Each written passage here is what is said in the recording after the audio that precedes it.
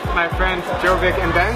And Icy, hi, Camilo. And we got a whole lot of food here that we're about to try. This is the opening weekend of Manila's latest and greatest hip food market and late night hangout spot. Party on! The Container Turf. When I say hip, I mean it. Graffitied stalls, artsy menus, cool posters, and a young atmosphere. Say hi. Hi. It's the perfect place to grab a quick dinner, sip on a beer for a few hours, or meet your friends for a night out. Believe me when I say there's no shortage of food and booze here. 3 stories tall, filled with 34 food vendors, ranging from local dishes to Indian, Vietnamese, Mexican, desserts, all-you-can-eat tempura, homemade sausages.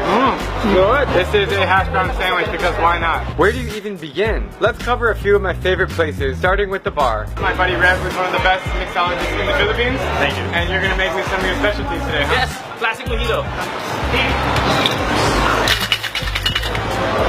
It's the best mojito I've had in Asia. So this is pho. As you guys may know, I lived in Vietnam for 6 months. Even some of the ingredients came from Vietnam. I got the broth right. This one is the Bob's Liempo Adobo. Original crispy sisig, garlic chicken, chicharron bulaklak, squid balls, meatballs, fish balls, and chips. I don't know where to start. Hi.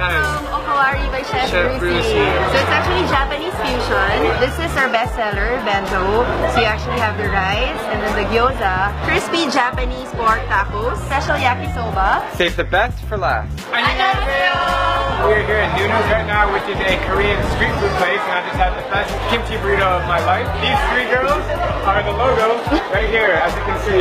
Do yourself a favor and head down to the Container Turf to taste the best variety in Manila. We're open from 4 p.m. to 2 a.m. See you guys here. Come hungry.